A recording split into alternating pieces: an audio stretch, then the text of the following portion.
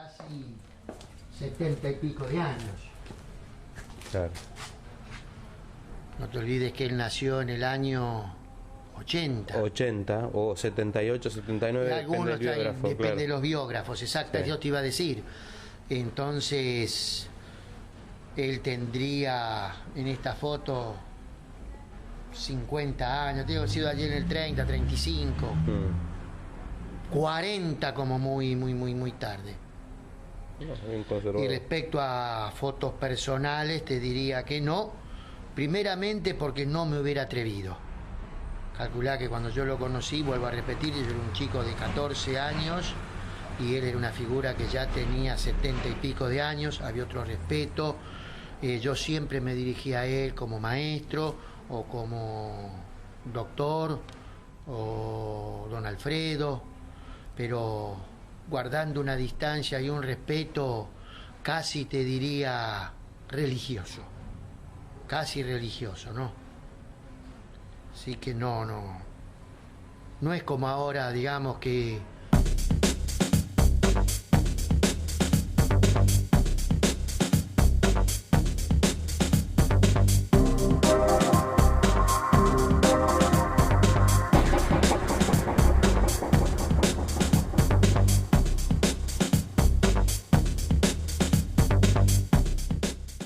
Alfredo Lorenzo Palacios fue un abogado, orador, escritor y legislador argentino.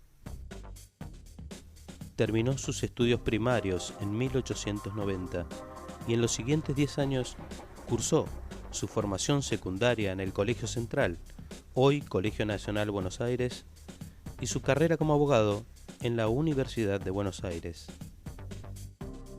Oficialmente, la tesis con la que se recibe en el año 1900 trataba sobre quiebras de empresas. Esta tesis debió escribirla en pocos días, pues su tesis original fue rechazada por las autoridades universitarias.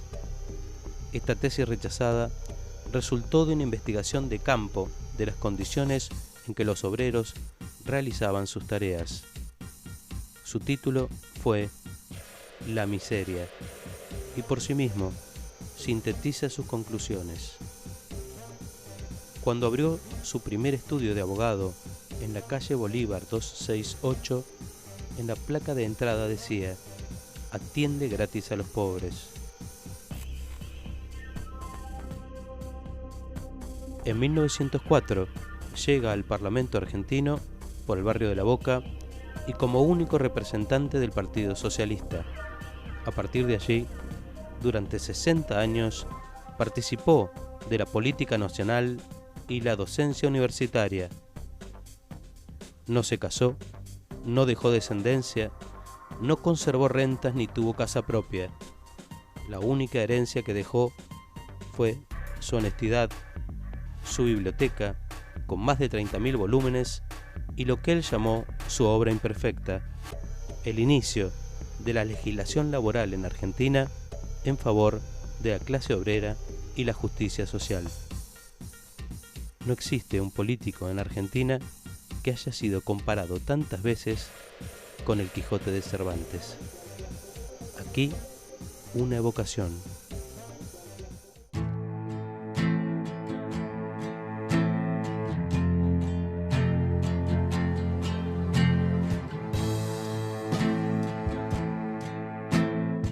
lo mío es muy sencillo. Yo provengo de una familia cuyos padres, tanto papá y mamá, eran socialistas. Y podría decir que también habían traído esta idea del socialismo mis abuelos desde Italia. Yo tomo contacto con un tío, hermano de mi madre, importante periodista y político, radicado en la provincia de La Pampa, en Santa Rosa, donde con frecuencia él visitaba, por razones periodísticas y políticas, la ciudad de Buenos Aires. Me llevaba, siendo yo un muchacho de 13, 14 años, a estas entrevistas. Y en una de ellas visitamos la casa de Alfredo Palacios. Yo ya tenía conocimiento de quién era, había conocido ya su obra a través de su legislación y de alguna manera sentí un fuerte impacto al entrar en esa casona de la calle Charcas y lo primero que me impactó fue su biblioteca.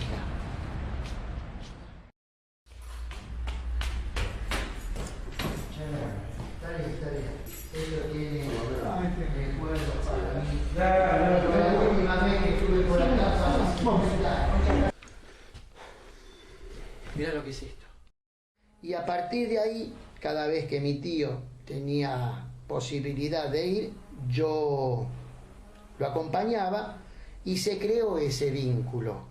Y ese vínculo me permitió visitarlo con bastante frecuencia, sin, lógicamente, ocupar su tiempo, ni tampoco distraerlo de sus ocupaciones. Y así viví muchos momentos que verdaderamente crearon en mí una admiración y un respeto a una figura del ambiente político y social argentino, latinoamericano o americano e internacional, porque sus giras abarcaron muchos países, donde fue reconocido como el primer diputado socialista de América, y una ardua pelea en la Cámara de Diputados, siendo un joven de 25 años, para arrancar a esa clase política leyes tan importantes que fueron el adelanto que pusieron a la Argentina en un país privilegiado en derechos laborales.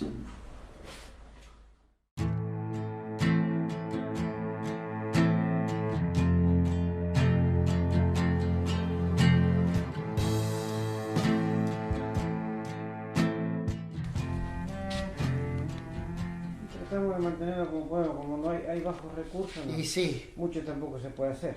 Y sí. ¿Y esta biblioteca sí está abierta al público o no? ¿No la pueden usar? No, porque una que no está habilitada. No tienen matafuego ni manguera. Ya una vez vinieron y le dijeron que no abran porque se van a hacer una boleta. Entonces no. Las visitas guiadas sí. Sí. Poca gente y bueno. Entonces bien. Fotos, sí. Yo la cosa mía era la biblioteca, mi interés era la biblioteca. Yo venía y ya te digo, subí creo que 2 veces y le explicaba acá recién a no sé quién le contaba la habitación de él. Estos son todos recortes, cosas que están guardando para no, sí, para de los no diarios, tirar, para no tirar. Sí. Esta es la otra parte. Sí, la otra casa. Tomate todo más allá.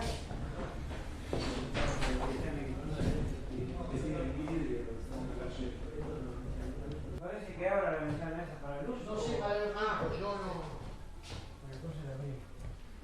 Esa es más luz que esta para sacar. Mirá en el grupo que vivía, Mirá, la camita. ¿Es donde vivía?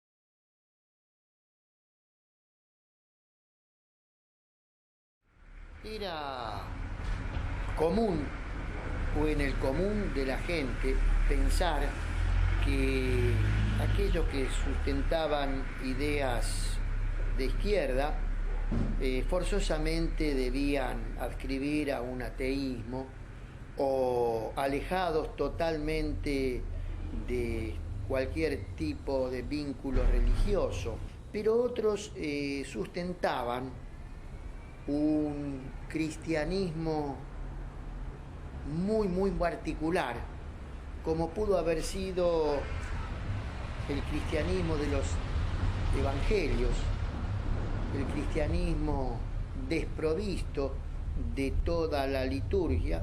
Y en muchos de sus escritos, en muchas de sus alocuciones, él hace un profundo conocimiento del Evangelio Inclusive recuerdo que tenía sobre su biblioteca, no estoy ahora muy seguro si era sobre uno de los estantes de la biblioteca o sobre su escritorio, una foto muy particular de un Cristo que siempre me impactó porque se alejaba de las imágenes que uno está acostumbrado a ver en las iglesias o de las imágenes que se hacen en las películas sobre Cristo. Era como una especie de fotografía con rasgos en un claro oscuro, en un gris, y la tenía muy cerca de él. Por eso me atrevo a decir que probablemente haya estado influido.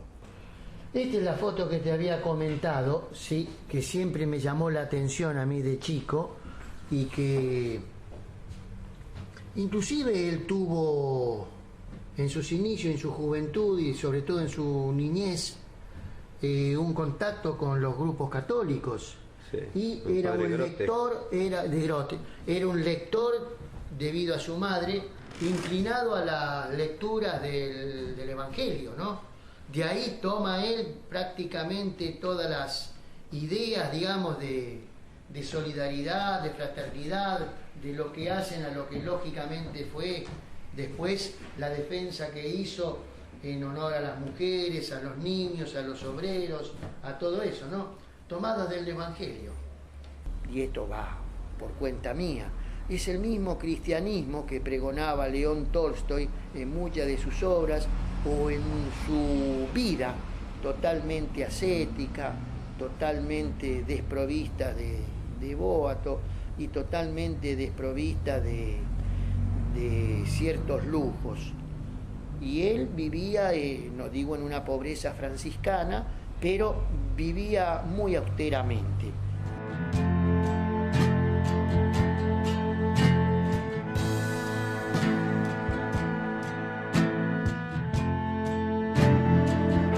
Acá están los anales de derecho y anales de jurisprudencia, prácticamente en idioma francés.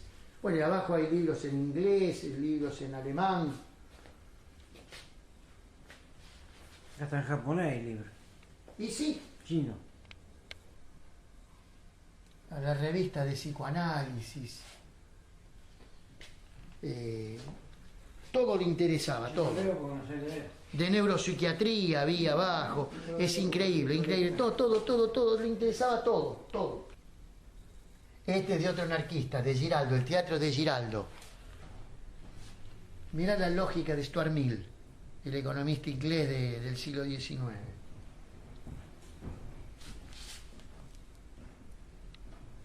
Es increíble. Catecismo positivista de Comte, de Augusto, el fundador del... Este es increíble. De Charles Dickens. Mirá vos, en alemán, impreso en Leipzig. Con la grafía alemana de época, ¿eh?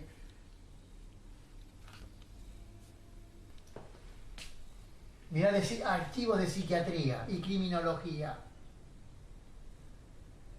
La vida de Cesare Lombroso, el famoso criminalista italiano.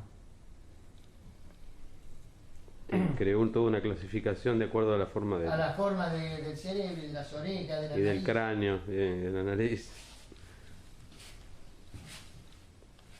Ahora no sé por qué esto están separado fuera de la biblioteca. Esto no nos organizó Y todavía. está en espera para ordenarlo. Mirá, Historia de la poesía argentina y uruguaya de Menéndez y Pelayo.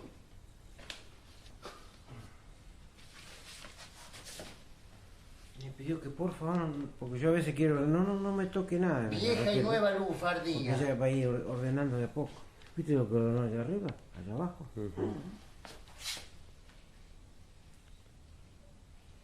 La paciencia. El trabajo impro. Sí. Y eran libros que se vendían en aquella época de ediciones muy baratas que no resistían el paso del tiempo, no como estos que están encuadernados, Claro, en cuero, diferente, tapadura. Incluso muchos de ellos, la polilla y todo, se lo habrá comido y todo.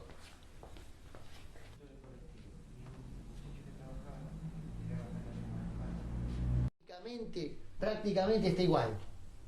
La de este lado está sin tocar. Sin tocar. Sí, ¿ves? Mirá, prácticamente ya está Lo todo. único que podamos este año fue el abeto aquí. El abeto, sí. Ya salía para el otro lado. Mirá lo que es. La palmera está... Ahí él tiraba contra esa pared. Sí. Ahí practicaba tiro. Esto es inapreciable. No lo tocó nadie. Esto no tiene valor. Esto hoy no tiene valor.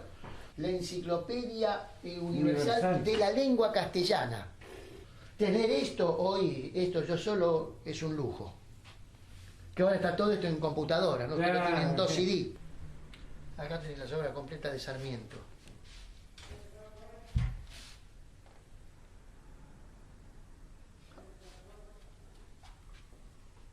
¿Conocés la anécdota? Palacios niño iba caminando por la calle y se encuentra con Sarmiento.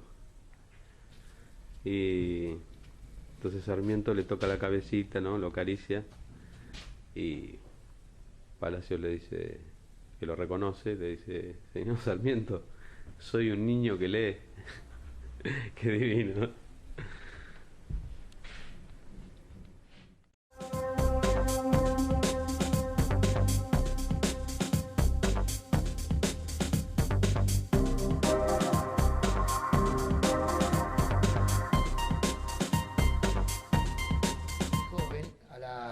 A la muerte del padre, porque antes de morir don Aurelio lo reconoció porque era hijo natural.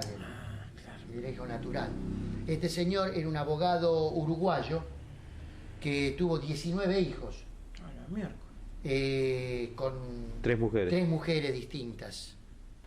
Y lo reconoció poco antes de morir.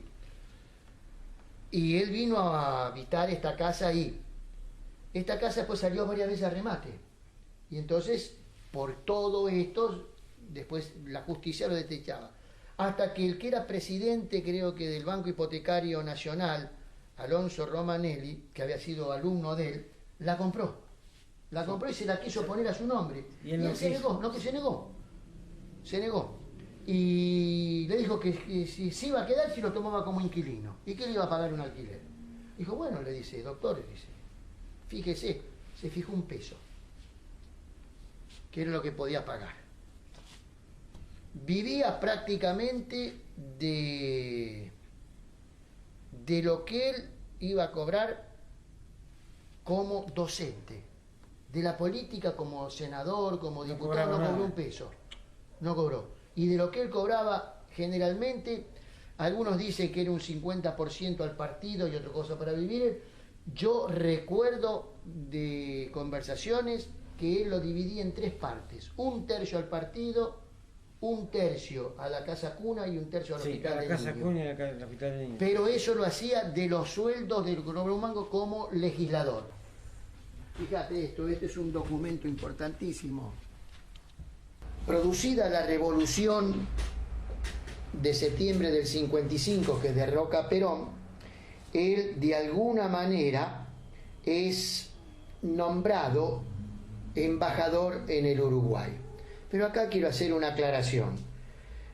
Más que como embajador, él fue para recomponer las relaciones diplomáticas que estaban cortadas a raíz de la política que llevaba el peronismo y a través de los continuos ataques que sufrían las figuras políticas que debían emigrar y refugiarse o exiliarse en el Uruguay. Le dije un día, maestro, se le reprocha que usted haya sido embajador de un gobierno militar al cual usted se opuso siempre tenazmente, y recuerdo sus palabras cuando la revolución de septiembre del año 30, y me dijo, hay 3 motivos por los cuales yo voy al Uruguay. El primero, tal vez el más importante, es para recomponer las relaciones entre ambos países que nacieron a la historia juntos. El segundo motivo, porque fue refugio de muchos de nuestros políticos que debieron asilarse. El hecho de que se imprimiera clandestinamente en Uruguay La Vanguardia y llegara al Tigre a través de pequeñas lanchas para ser distribuida. Y en tercer y último lugar, siento un particular respeto y afecto por el pueblo uruguayo porque mi madre era de origen uruguayo. Mi madre era oriunda del Uruguay. Entonces estoy cumpliendo esos 3 objetivos. Octubre 23 de 1956. Claro, cuando fue embajador, cuando fue nombrado embajador. Si no regreso, porque él estuvo en Israel. Sí, estuvo en Israel, sí. Que era un sueño que él tenía también, sí, ¿no? Poder a ver los conocer. kibbutz. Realizaré un viaje largo. Ignoro lo que pueda sucederme. Para que retire de Citibank, lo autorizo para retirar de Citibank todos los dólares correspondientes a mi sueldo. Embajador, creo que dice acá, embajador. Creo que asciende a más de 11.000 dólares. Si no regreso, disponga usted lo siguiente: 4.000 dólares entregué a mis hermanas, lo demás devuélvanlo a la Cancillería. No he querido hacer uso de tal dinero que me parece excesivo para un hombre de tan pocas necesidades. Es que lo parece. Igual que hoy. Es increíble. Por eso no que yo decía yo.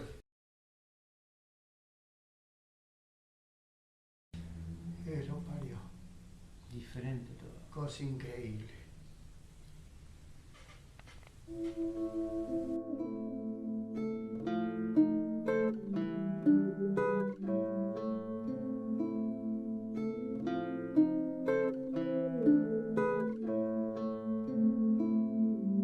Hablábamos acá con el amigo cómo se desvirtuó, por qué de alguna manera se perdió aquí en el país el prestigio del Partido Socialista. Sí, ¿no? Porque hombre como este no.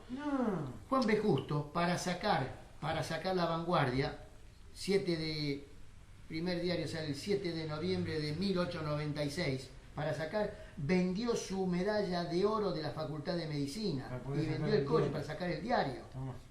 Igual que ahora lo que hacen los diarios. Repito que podía haberse enriquecido porque trajo de Europa las técnicas quirúrgicas más avanzadas, que sería el favaloro de aquella época, por dar un ejemplo. Terminó en una casita al fondo, pues yo la visité, ahí en Vicente López, en la casa de un compañero, le había hecho un departamentito. Un departamentito con una habitación, tenía la cama y una mesita de luz, un pequeño comedorcito y un bañito, todo lo que tenía. Y podía haber sido rico. Lo mismo que la doctora Moró de Justo y todos ellos. Ninguno de ellos hizo dinero, ninguno. Nadie puede decir, y ahí dice, devolver a la Cancillería el dinero. Otro minga que lo va a devolver. Igual que ahora. No, la verdad que es para pensar y decir qué pasó, ¿no? Es terrible.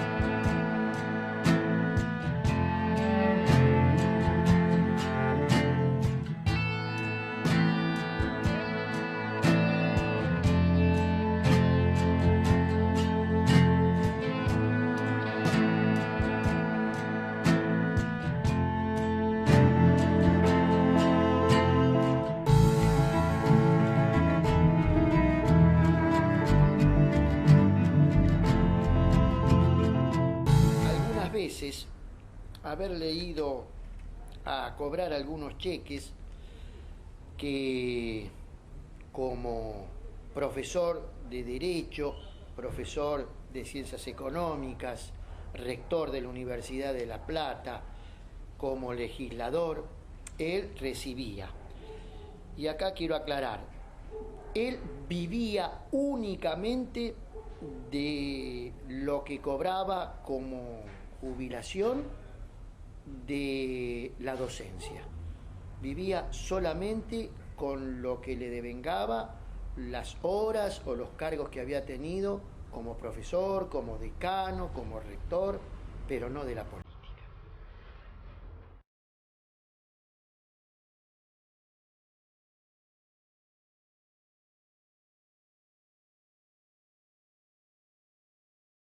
Pienso que podía haber sido, sí, su talón de Aquiles.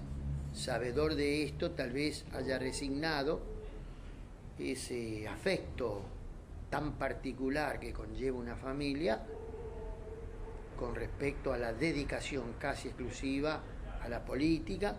Y no nos olvidemos que viajó mucho, y esto también hubiera sido un desapego casi continuo de ese entorno familiar. Fíjate lo que decía del viaje a Israel. Este es uno de los árboles, cuando se empezó a forestar después del año 50 el Estado de Israel, cada personalidad donaba un árbol.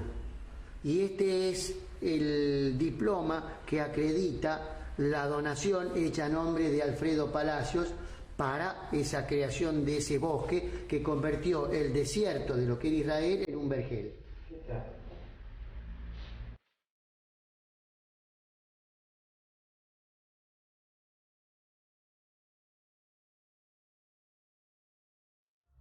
Producida la Revolución Cubana, él viajó a Cuba, estuvo allá en los primeros meses, por así decirlo, de los años 60 de la Revolución Cubana, y a su vuelta hizo, recuerdo, en la Facultad de Medicina, en el Aula Magna, una conferencia que luego se imprimió en un librito que se llamó Mensaje a la Juventud, donde él de alguna manera hacía un pequeño análisis de la incipiente revolución socialista en Cuba con respecto a lo que después sería el futuro y a esa transformación que años después trae aparejado prácticamente el problema de casi la guerra de los misiles. No nos olvidemos que su muerte se produce en este interín.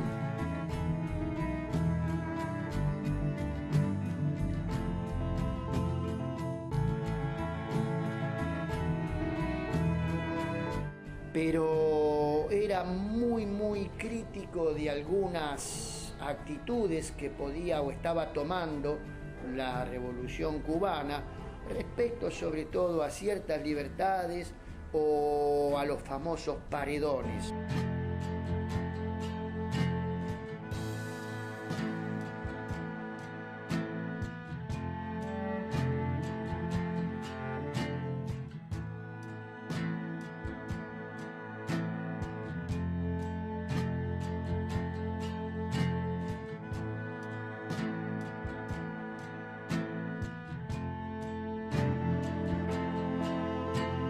Estaba totalmente contrario a la pena de muerte como la tenían casi muchos países europeos o Estados Unidos.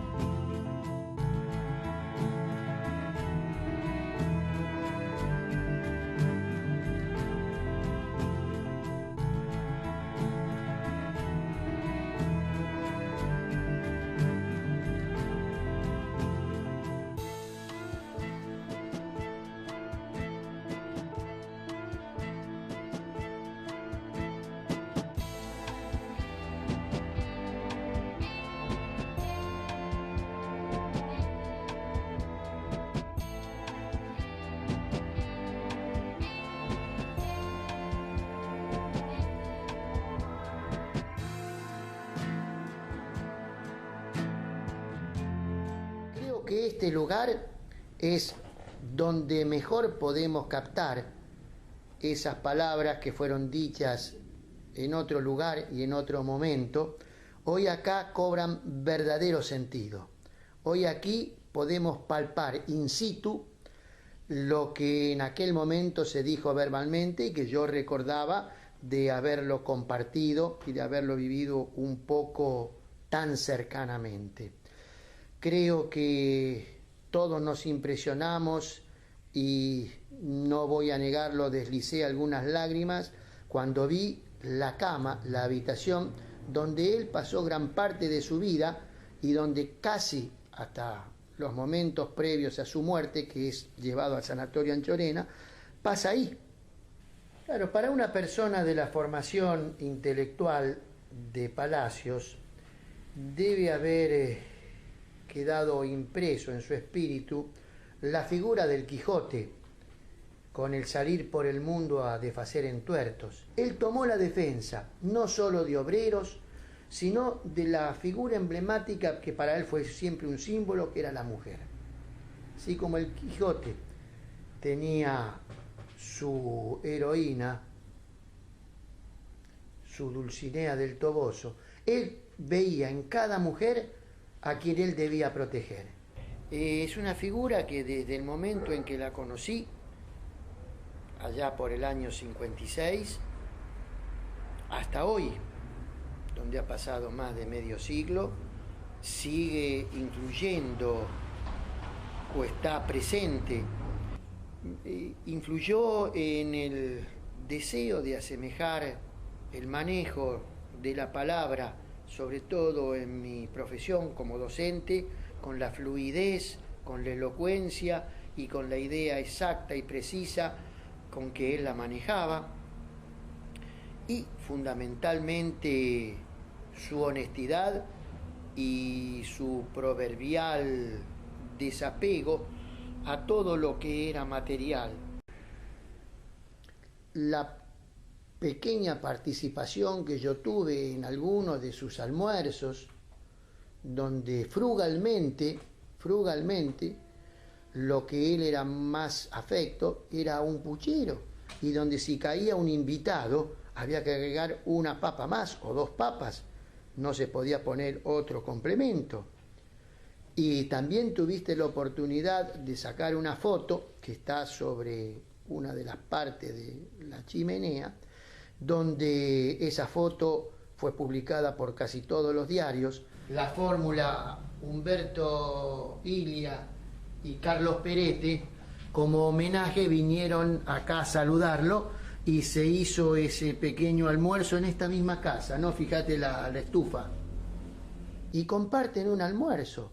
Y ese almuerzo, lo registraron en la prensa de la época, consistió en un puchero, y creo que se dieron el lujo de una botella de vino, de la cual era prácticamente abstemio, salvo alguna copita con algún invitado o una copita de vino en el almuerzo o la cena, que con el tiempo fue dejando, lo mismo que el cigarrillo, al cual era afecto, pero como afectaba su dicción, su garganta, y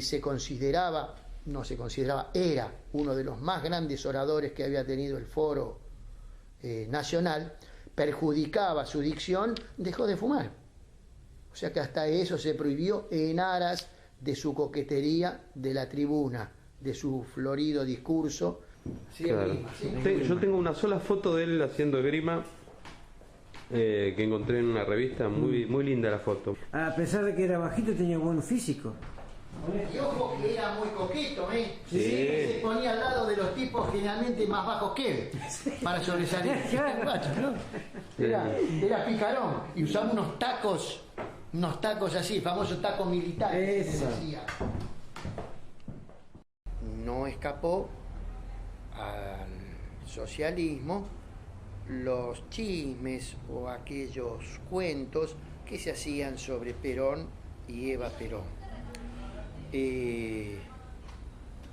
Si se estaba en alguna mesa o alguna reunión haciendo alguna de estas bromas y llegaba Alfredo Palacios, automáticamente había que dejar de hablar de eso, sobre todo, y esto me impactó, sobre todo si la figura a la cual se trataba de denigrar era Eva Perón, porque él sentía muy de cerca el haber sido hijo natural, jamás lo permitió.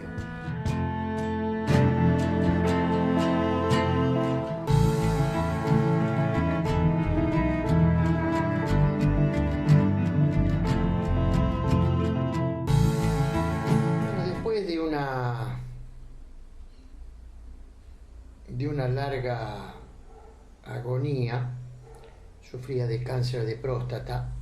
El 20 de abril de 1965, más o menos a las 18 horas, nos enteramos de que había fallecido Alfredo Palacios.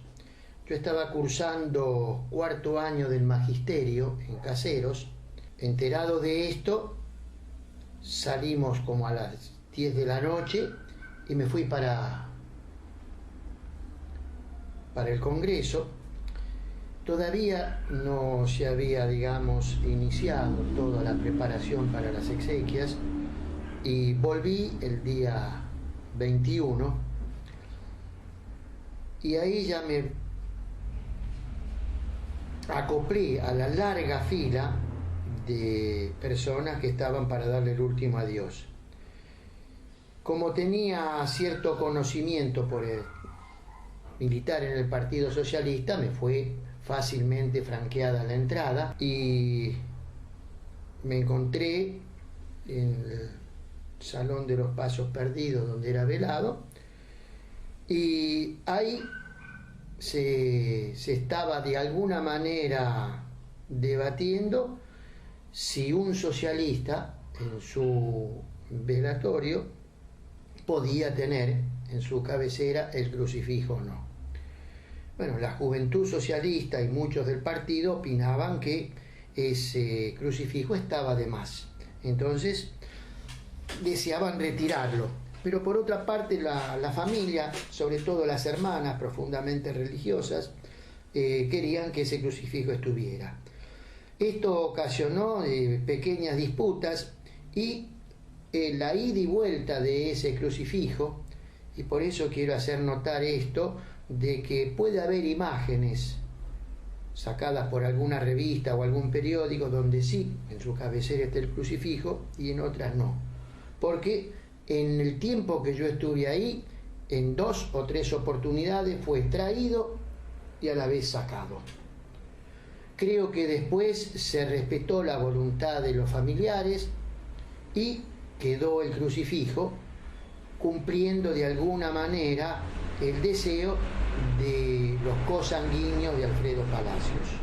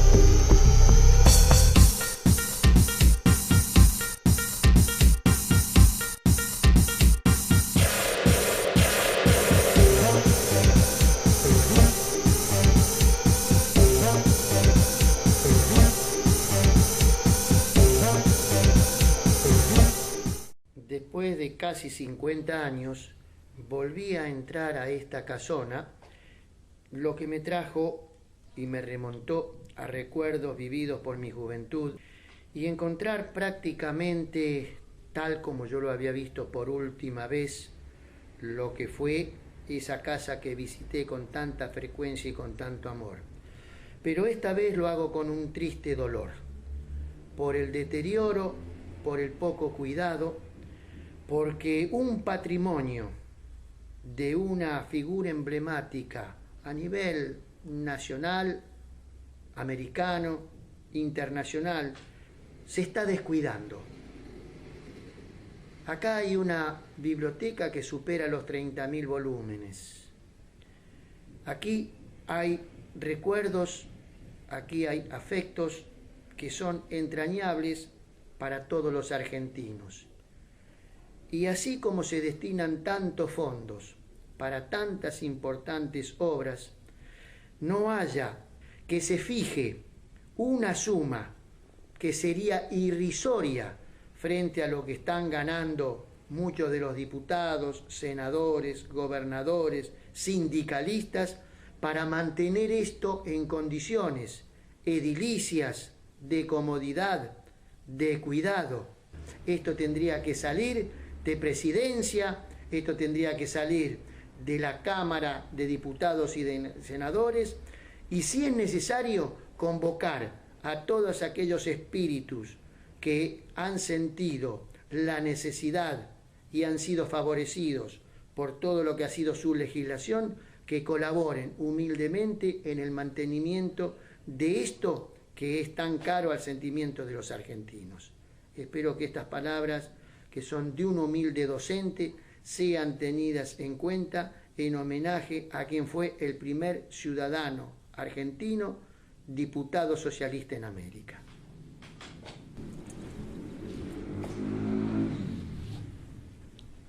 Gracias, Alberto.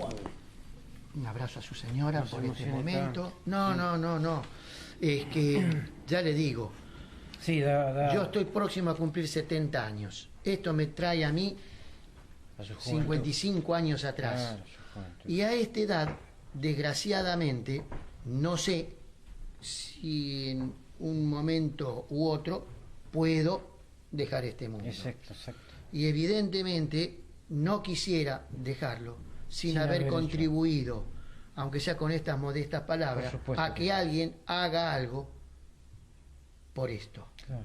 Un patrimonio cultural de esta índole que se pueda llegar a perder. Es una O lástima. como usted nos ha mostrado, por el agua, por una claraboya rota, por una La ventana. inseguridad, porque cualquier persona que tenga malas intenciones Tira un puede fuego. hacer un verdadero Un desastre. desastre acá. Se Un pierde verdadero todo. desastre. Se pierde todo. Perder esto que hace a la historia argentina, a más de 100 años de historia argentina. Sí, señor. Yo llamaría la atención a que vean muchos de los volúmenes que hay aquí, que prácticamente hoy son inhallables, Sí, seguramente. son incunables.